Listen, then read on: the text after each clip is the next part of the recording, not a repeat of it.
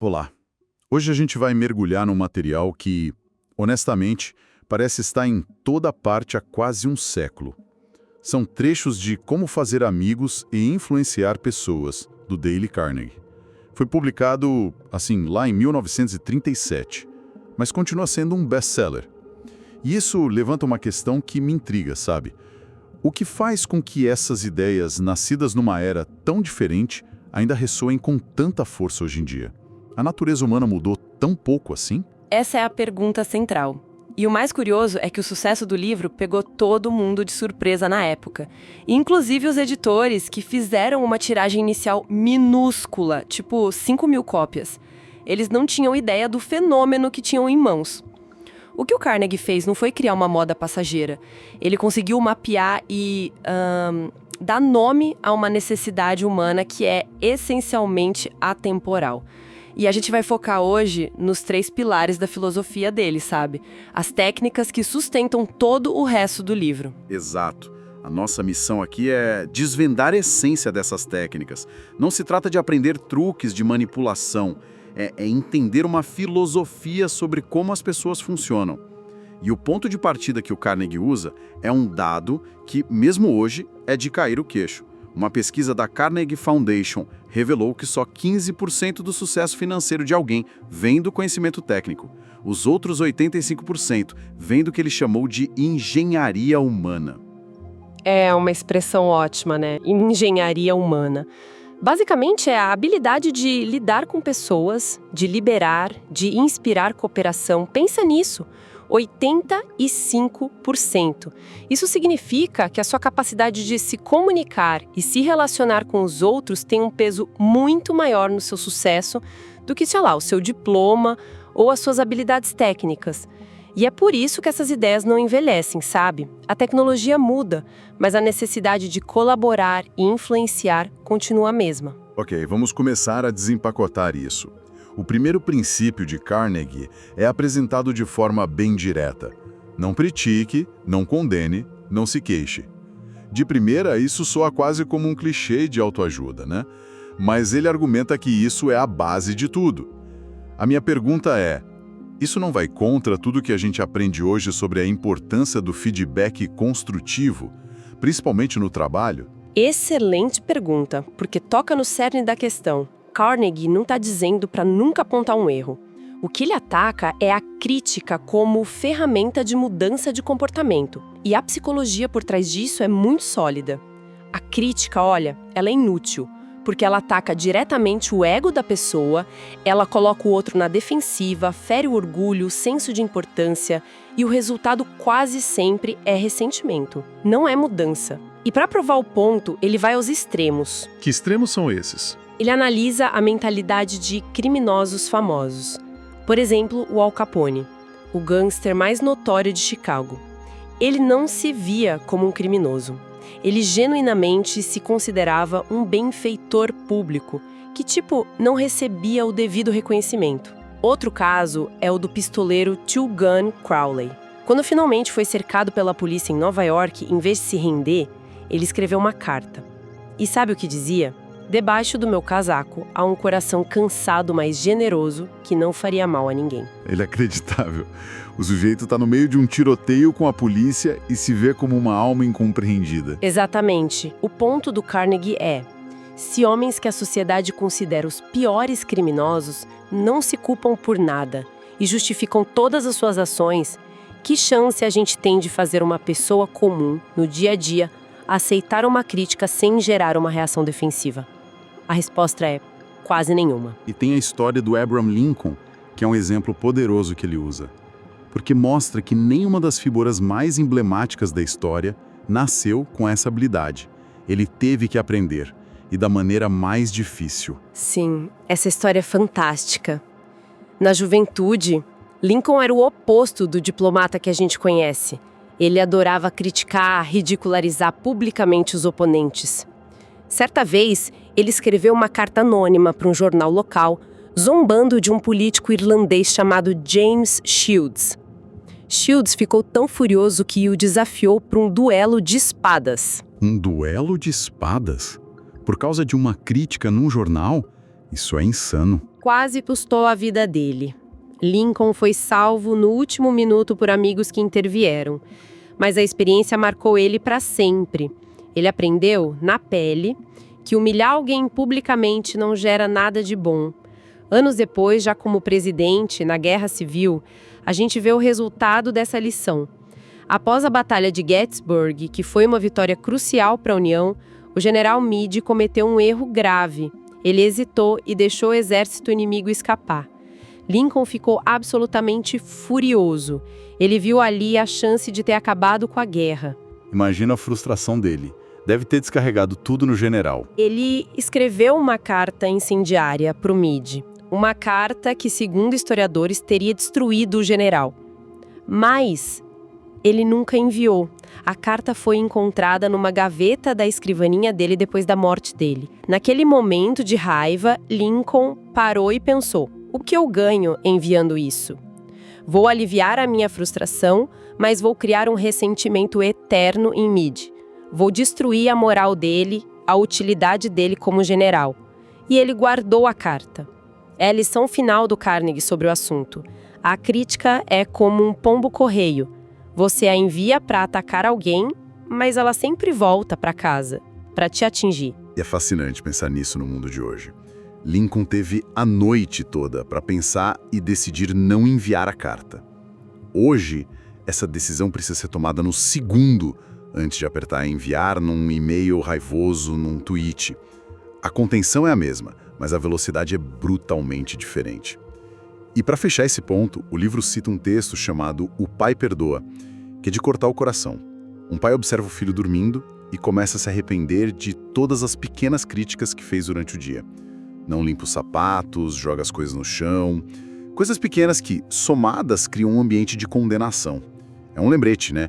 Por trás do comportamento que a gente quer corrigir, existe uma pessoa que precisa de compreensão, não de condenação. Perfeito. O que nos leva à próxima pergunta lógica. Exato.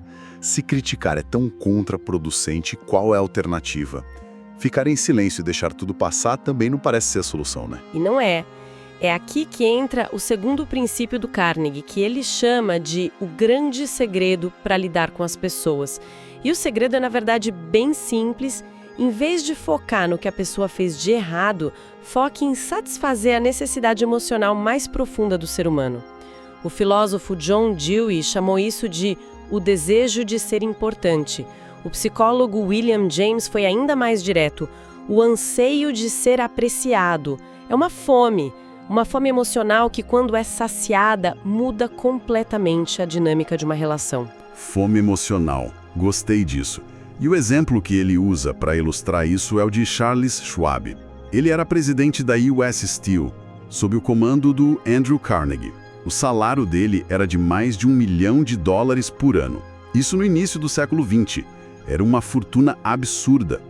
E a razão não era o conhecimento técnico dele. De jeito nenhum. O próprio Schwab admitia que tinha engenheiros trabalhando para ele que sabiam muito mais sobre a produção de aço.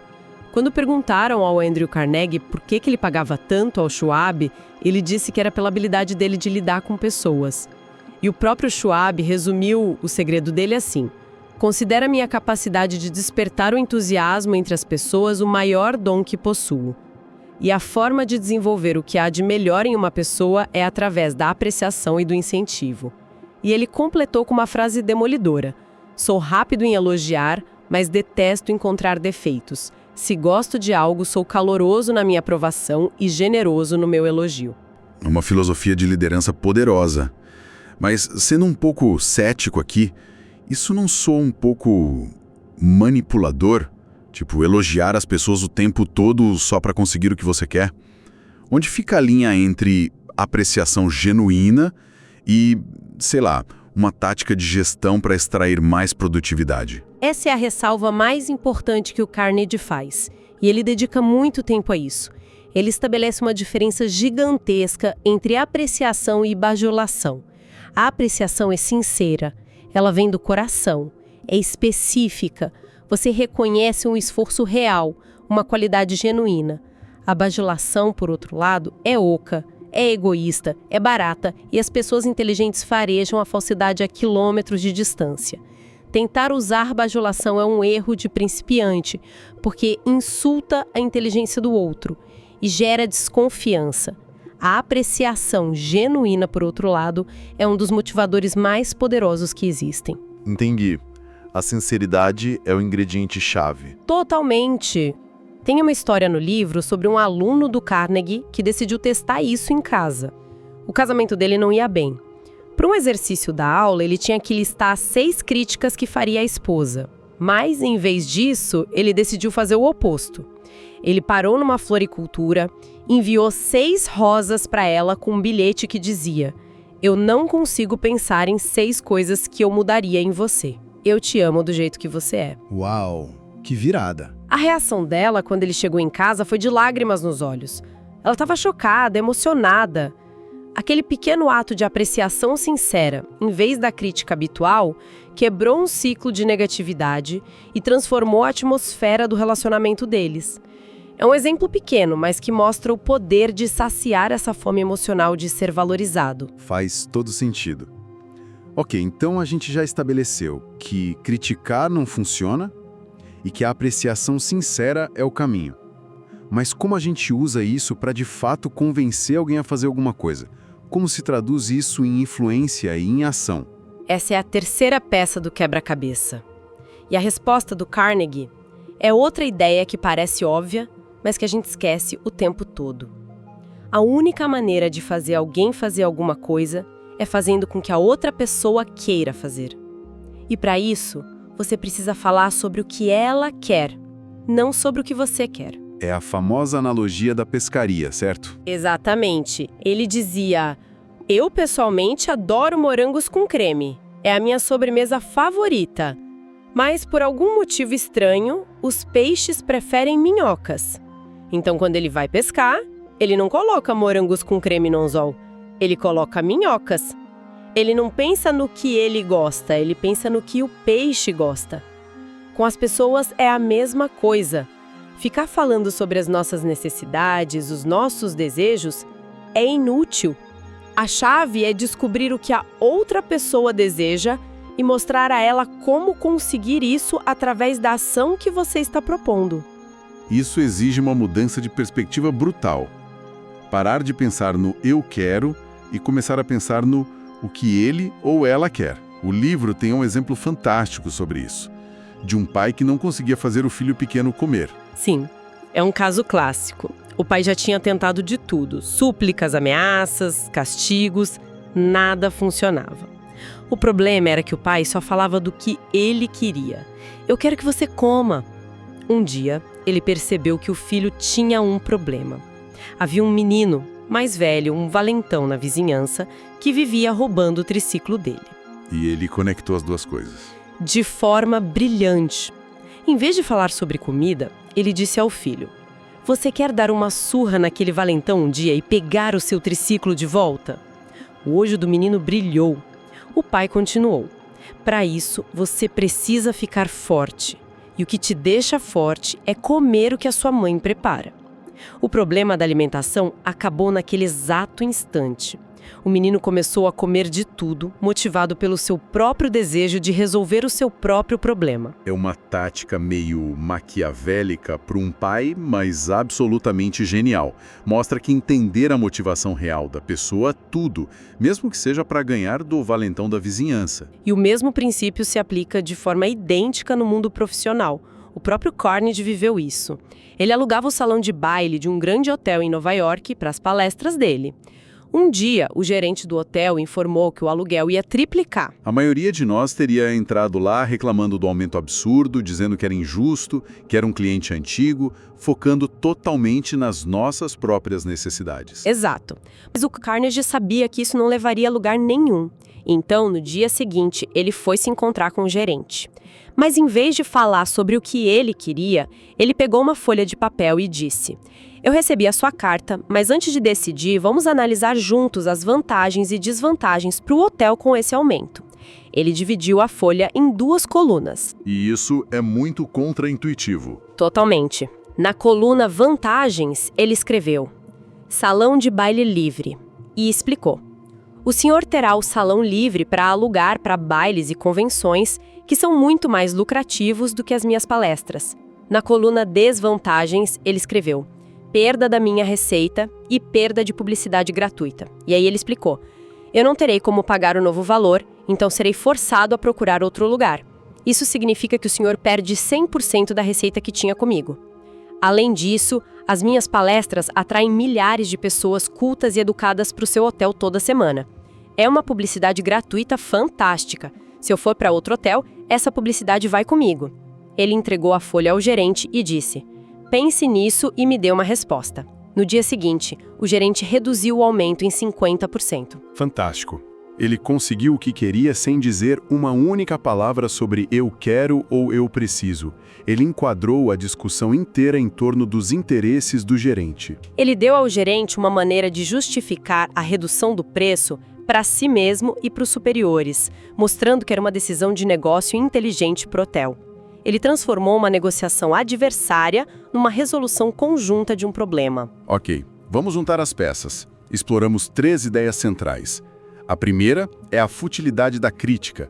Ela só gera defesa e ressentimento, nunca uma mudança real. É o pombo-correio que sempre volta, como Lincoln aprendeu. A segunda é o poder imenso da apreciação sincera. É a resposta à fome humana de se sentir importante.